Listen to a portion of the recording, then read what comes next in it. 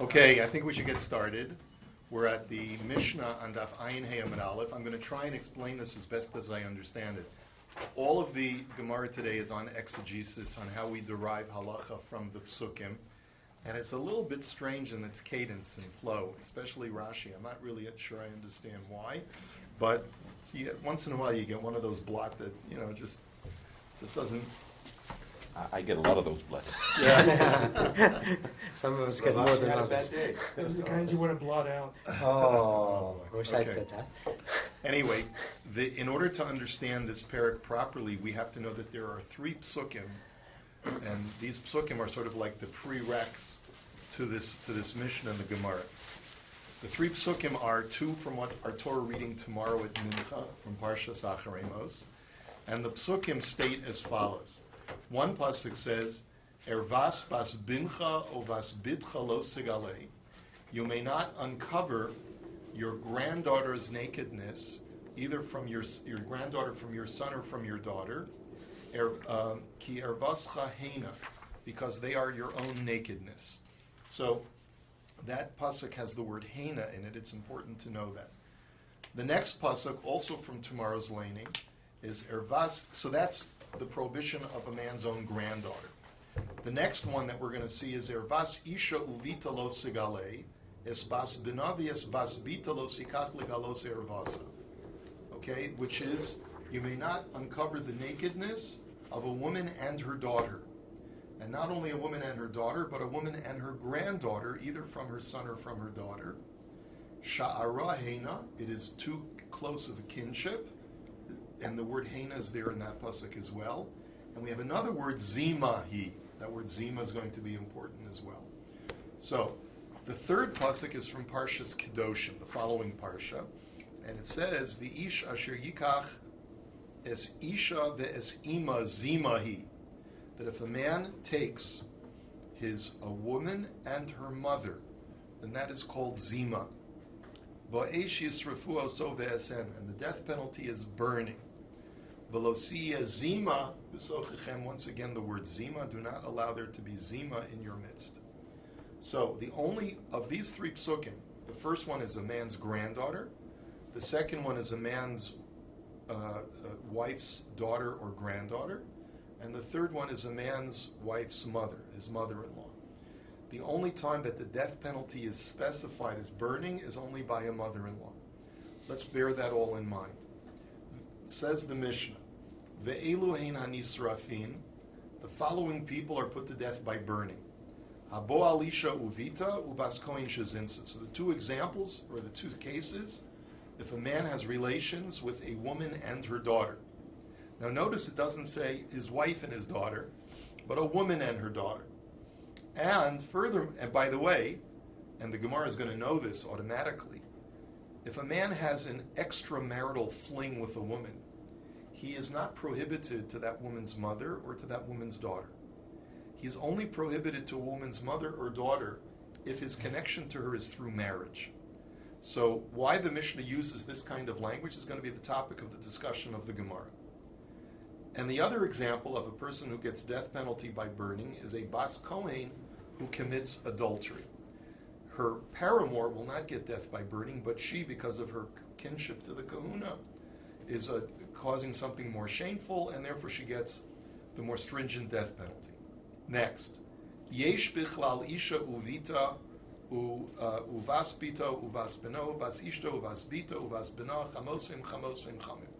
Now included in the Torah's prohibition of isha ubita is exegetically derived the following: a woman, a wife and daughter, a wife and her daughter's daughter, and a wife and her son's daughter, a man's daughter, a man's granddaughter, either through his son or his daughter.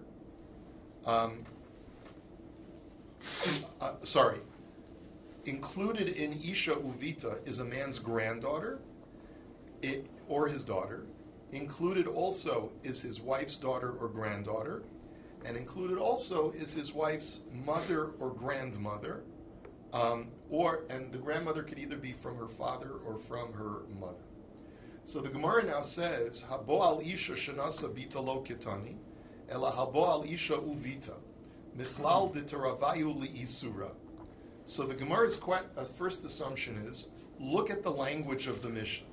It says if you have a forbidden encounter with a woman and her daughter, the implication is not that you're legally married to one of these women, but rather both of these women are in illicit encounter.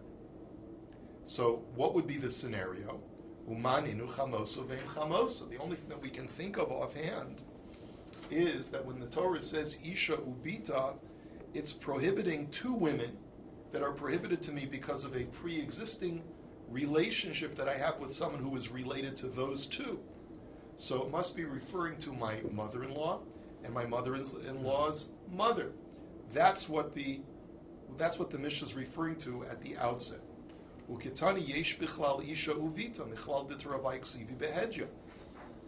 then it says, from that case of Isha Ubita that you find in the Torah, you can exegetically extract, not explicitly but implicitly, using a drasha, the following people that are also prohibited.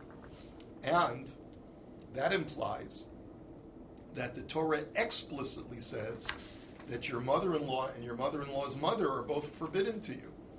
Vahanach midrasha asya. And yet we know that a mother-in-law's mother is not explicitly forbidden in the Torah, but it's only derived from a drasha, as we'll see shortly. And therefore the Gemara's question is, the language of the Mishnah is off. If it's telling me that Isha Ubita, that the way that it presents that language implies that both of them are forbidden because of a third relative that I'm married to, namely their daughter and granddaughter, then the implication is that my wife's grandmother is explicitly forbidden in the Torah, and yet it's not. So how do you reconcile that?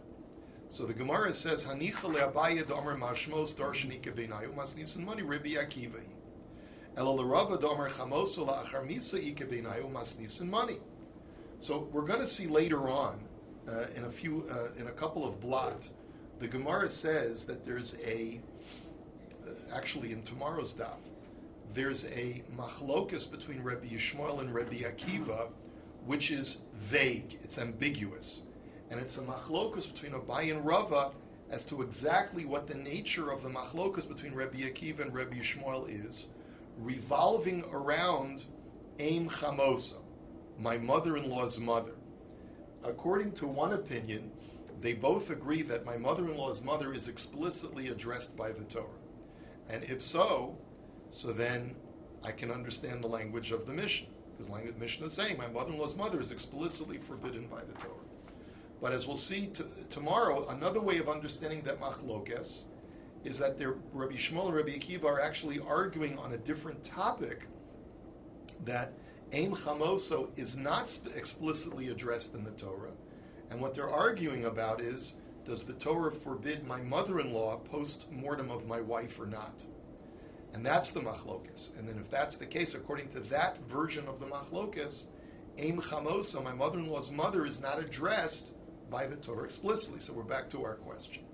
Answer is Amar Lecha Rava, Tani Abal Isha Shanasa Bita. So Rava will have to tell you, the one who holds that, will have to tell you that don't read the Mishnah as Isha Ubita, but rather Abo al Isha Shanasa Bita.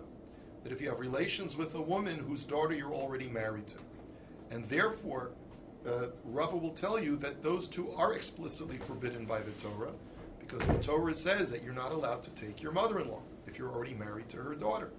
So that is explicitly addressed, and that will resolve the language of the Mishnah. This is really not a halachic issue, it's a language issue. And so we're going to go weiter. Yesh bichlal isha ubita, chamos ve'im chamev. Included in the prohibition of isha ubita that's written in the Torah, that is subject to the death penalty by burning, is a person's mother-in-law, his mother-in-law's mother, or his father-in-law's mother. Now, le'abaye aidid kaboy lemisna eim chamev tani nami chamoso ve'eim chamoso. L'Rava aidid kaboy lemisna eim chamev ve'eim chamoso tani nami chamoso. Now, going back to the linguistic issue, it's clear that this section of the Mishnah is telling me those prohibitions that are not explicit in the Torah but are implicitly derived through hermeneutics, through exegesis. Now, if that's the case, why does the Mishnah at this point list some things that are actually explicit? So, for example, the Mishnah says your mother-in-law, your mother-in-law's mother, and your father-in-law's mother. Now, mother-in-law is explicit. Why is that part of the list at this point in the Mishnah, which is only stating those things which are arrived at through drasha? So Abaya will tell you that it's incidental. It lists chamoso and aim chamoso, which according to Abaya is also explicit in the Torah, as tomorrow's daf will explain, in order to tell you that the one thing that is not explicit, which is my father-in-law's mother. And according to Rava, who learns that only mother-in-law is explicit, but mother-in-law's mother is also non-explicit, it's derived through drasha, mother-in-law is listed incidentally in order just to tell you the main issue, which is that these two things, mother-in-law's mother and father-in-law's mother, are derived exegetically. Now, mina ani mili. So now the question is, where do I know this from? This concept that the death penalty is sreifa for all the people that are listed in the Mishnah. The Tanu Rabbana, Ish asher yikach es isha ve'es ima. This is the pasuk that talks about the death penalty by sreifa. It says that if a man will take a woman and her mother, ein li ela isha ve'ima, bas isha ubas bita ubas bina minayin. How do I know that if I'm married to a woman and I have a relationship with her daughter or her granddaughter, that I'm also liable death penalty by sreifa? The answer is nemar kan zima v'nemar lahalan zima. Ma lahalan bita ubas bina, afkan bita ubas bina. The answer is link the two psukim that have the word zima. The word zima is mentioned in the context of the erva of my wife's daughter and granddaughter, and it's written in the context of my mother-in-law, where the death penalty of sreifa is explicit, and therefore that teaches me that the death penalty for bita and bas bina, my wife's daughter and granddaughter, is also death by sreifa. Minayin laso zecharim kinekevos, and how do you know? This is very cryptic, this question, which we're going to leave cryptic for a moment. How do you know that males and females are alike? Nemar kan zima v'nemar lahalan zima ma lahalan zecharim kinekevos av kan zecharim kinekevos. Because it says in one place zima and it says in another place zima. Just like in one place zima includes both males and females, so to the other place zima includes males and females. We don't know what that means yet. We're going to analyze it. Minayin lasos lamata kilamalan. How do you know that you make the below just like the above? And that also we don't know what that means. So nemar kan zima v'nemar lahalan zima. Ma lahalan lamata kilamala, avkan lamata kilamala. Because it says zima in both psukim. Just like in one place below is like above, so too in the other place below is like above. Uma kan lamayla kilamata, af lahalan lamayla kilamata. And just like in one place above is like below, so too in the other place above is like below. That's the end of the brisa. We got some splaining to do.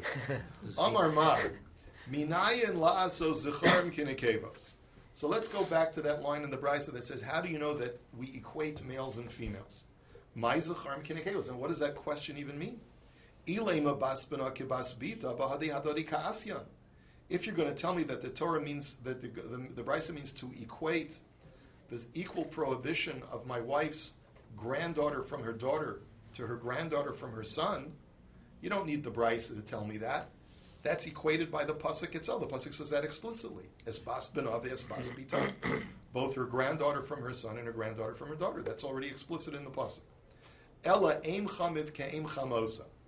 But rather, what are you going to tell me? It's equating males and females, that just like my mother-in-law's mother is prohibited, so too my father-in-law's mother is prohibited. That's the equation of males and females. But hashta im chamosa lo kamalon im chamiv mihader Allah, question mark? Well, one second, the brisa hasn't yet established, because there is no explicit pasuk, at least not at this point, that indicates that a mother-in-law's mother is prohibited. So why are you jumping, before you've established that a mother-in-law's mother is prohibited, you're jumping ahead and saying that just like a mother-in-law's mother is prohibited, so too a father-in-law's mother is prohibited. You're going to step B before you do step A. Amar Abaye hachikam. So Abaye says what it means is as follows. Minayin la'ashos she'er haba mimenu kishe'er haba mimena. How do I know that that kin that issue from me are as forbidden to me as kin who issue from my wife? What does that mean? It means when you look at the pasuk in the Torah, the Torah more explicitly prohibits my wife's daughter and my wife's granddaughters. But when it comes to who's prohibited to me, the Torah only prohibits what? Which one of my kin? The Torah only prohibits my granddaughter. The Torah does not prohibit. The Torah only says ervas bas bincha uvas bitcha lo sigale. Do not expose the nakedness of your granddaughter either from your son or your daughter. It doesn't say your daughter. Right. So how do you know that we, just like by my wife, her daughter is usher, so too by my kin, my daughter is usher. Nemar kan zima v'nemar lahalan zima. Because both psukim say the word zima, so we connect them. Wait a minute. V'habi she'er didei lo ksiva be'zima. But the word zima is not mentioned in the context of my own kin. The two psukim that mention zima are my wife's kin and my wife's ancestors. Right. Her mother. Doesn't say zima by my kin. So Omar Rava, Omar li Rav Yitzchak bar Avudimi, Asya Heina Heina, Asya Zima Zima. It's a double gzeira shav. And the way that you work it, it's like transitive properly, A to B and B to C. And the way it works is like this. The word Heina appears in the pasuk that prohibits my granddaughters. The word Heina appears in the pasuk that prohibits my wife's daughters and granddaughters. And the word Zima also appears in that pasuk, which connects it to the law of Sreifa by my mother-in-law. So mother-in-law is Sreifa, connects to my wife's daughters and granddaughters Sreifa, which connects to my granddaughters, which is Sreifa now also. So that's what the brisa means. Are we only talking about your daughter with her mother? No. Separate. There's a prohibition of incest with a daughter. Okay. That's what the pasuk is referring to. And it was really Haina. Haina to Haina. It's only the same. Haina to Haina. As Zima. And the middle pasuk has both Haina and Zima. Right. So Zima to Zima Links Sreifa. Yeah. Zima, it means Sreifa from the pasuk of mother-in-law. Links to the Zima by my wife's daughter and granddaughter, which also has the word Zima. So I know that there's Sreifa too. But that pasuk also has the word Haina, which now links to my So you get the prohibition granddaughter. and the punishment. So therefore, bottom line is, the Abaya says, the Bryce is telling me that for my own daughter, I know that it's usher, and it's a penalty of Sreifa, based on the connection to my wife's daughter and granddaughter. But don't you automatically have that from a mother and her daughter? No. It's not Sure. If how May should not your be daughter? your wife. May She not should- be your wife. If you have, unless it's your, so you say It's- she's it's- a it's case not of your rape. dad. It's a case of anusaso, yes. It's not your natural. Right. Amar Mar. Let's go to the next part of the Bryce. Minayin lasos lamata kilamayla. How do you know that you make the below just like the above? Now, what does that mean? So, my lamata kilamala. Ilema, maybe I'll tell you like this. Bas, can you tell those people to keep their voices down, Pete? Ilema bas bina ubas bita kibita. Maybe you'll tell me what it means is that we make a granddaughter just like a daughter. In other words, my wife's granddaughter has the same halachic status as her daughter, that both are forbidden to me.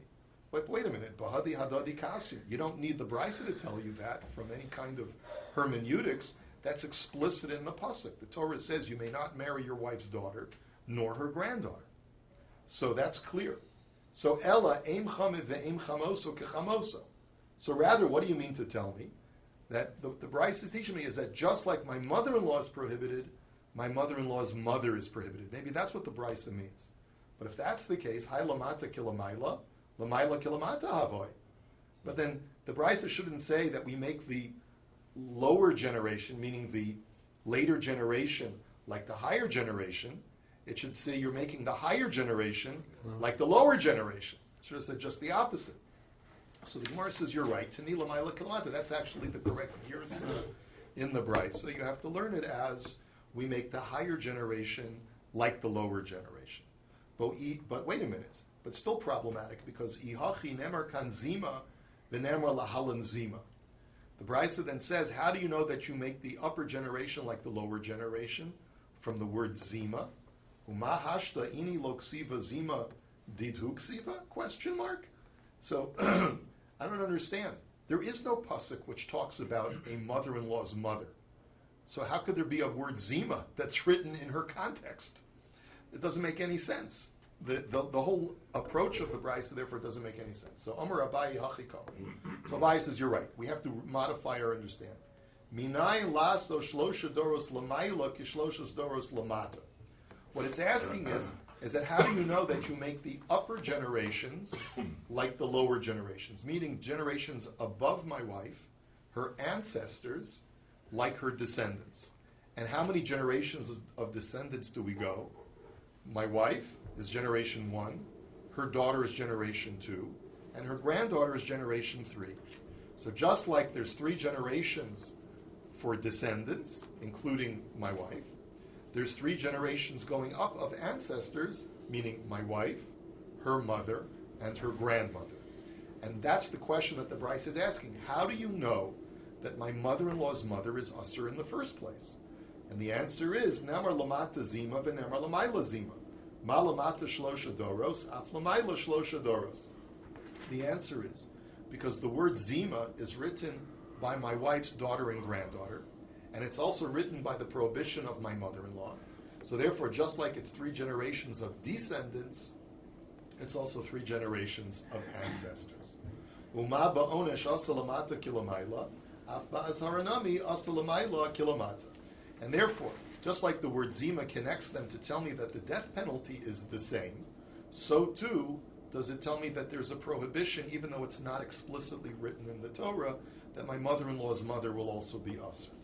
Rav Ashi Omar, so that's one way of explaining it. Rav Ashi Omar, I have another way. La'olam kidikatani. Really, it's not we make the above like below, but rather we make the below like the above.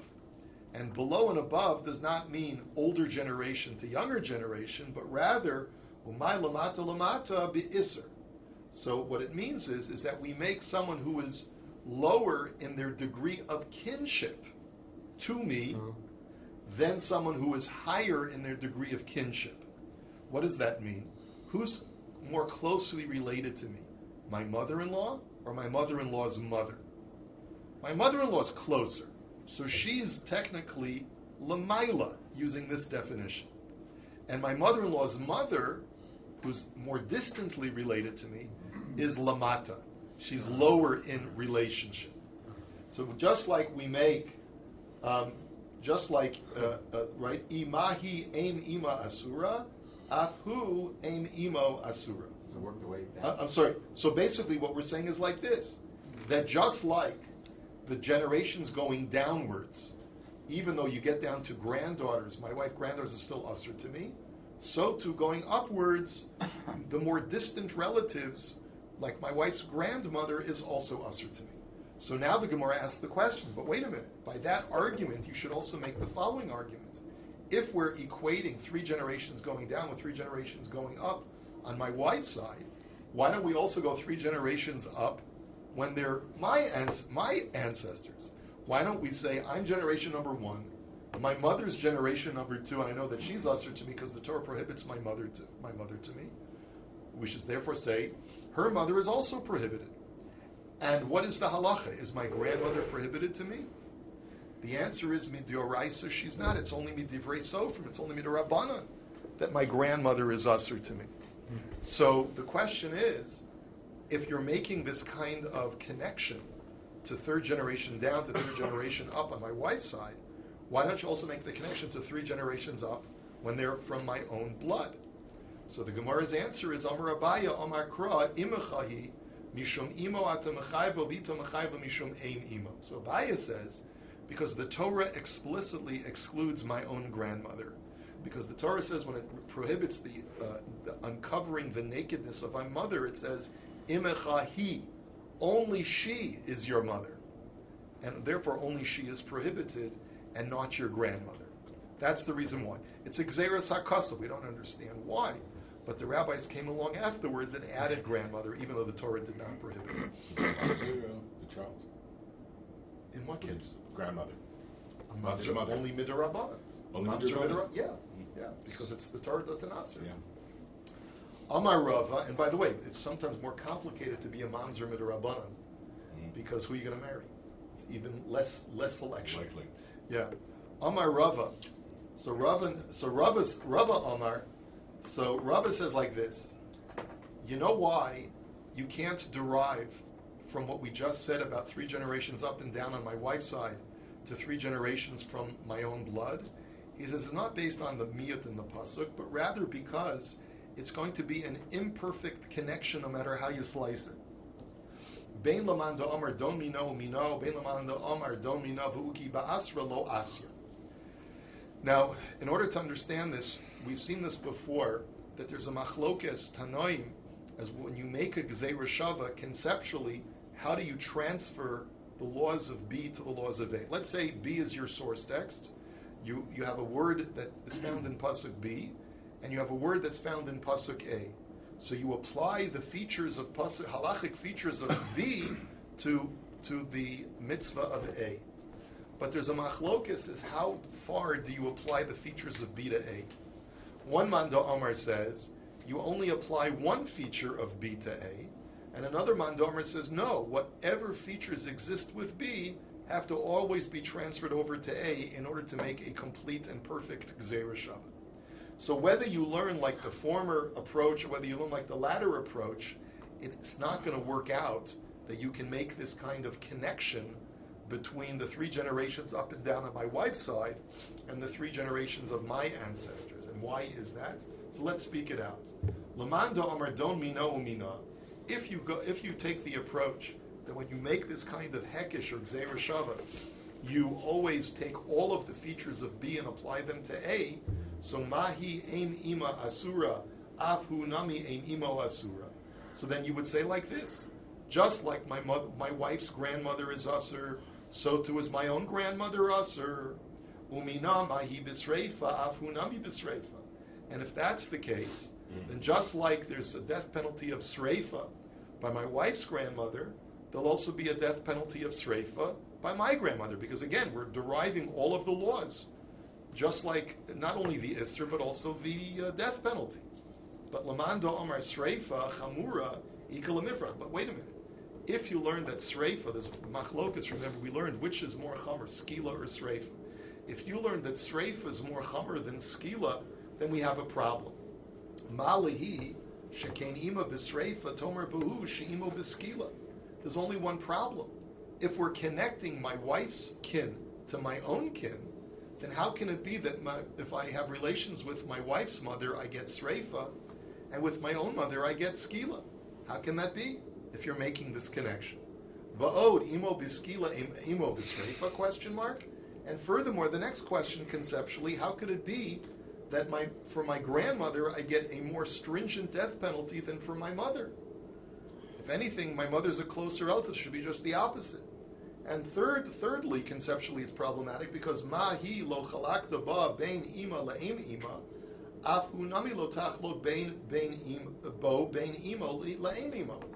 Just like by my wife's kin, there's no difference between her mother and her grandmother, so too by my own kin, there should be no difference between the death penalty of my mother and my grandmother. And yet, one is skila and one is sreifa. So, ulamando omar skila chamura mehai, kush skila chamura kama mehai kush yoloni don.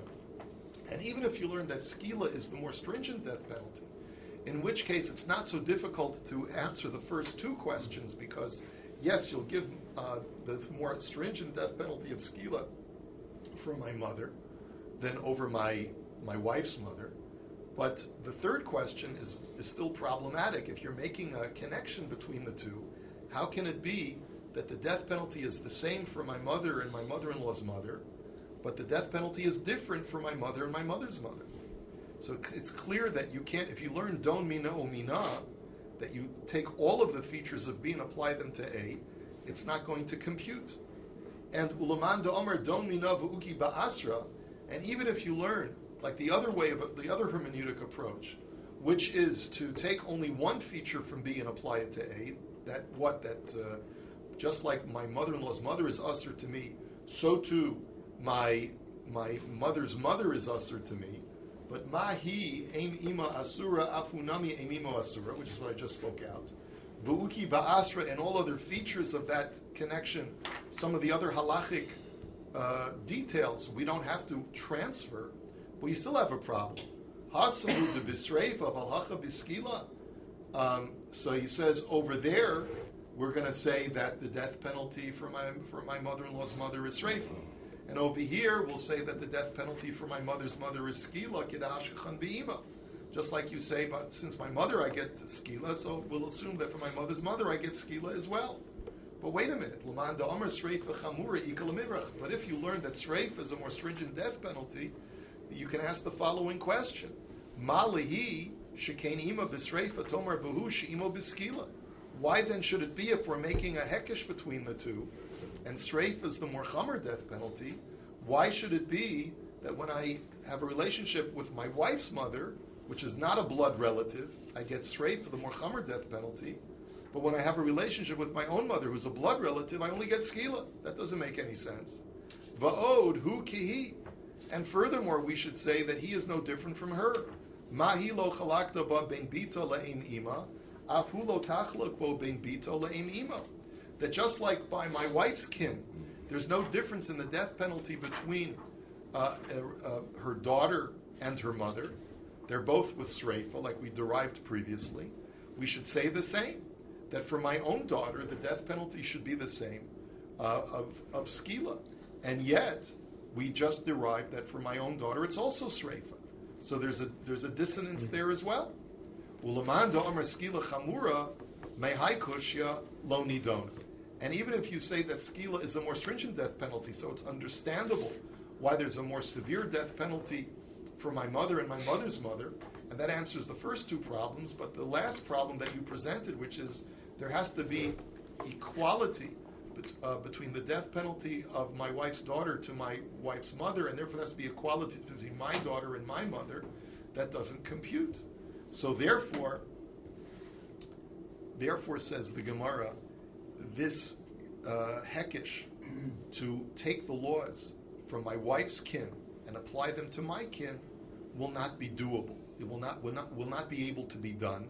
And therefore we must conclude that the Torah does not want me to make that kind of calculus, that kind of equation. And therefore, that's how I know, says Rabbi, that my mother's mother is not usher to me midorais, it's only usher midorabbanan. And this is where we'll hold it for today. It's complicated enough. It'll get complicated a little bit more on Yom Kippur. Did you want to say Kaddish? Does anyone need to say Kaddish? Okay. Yes.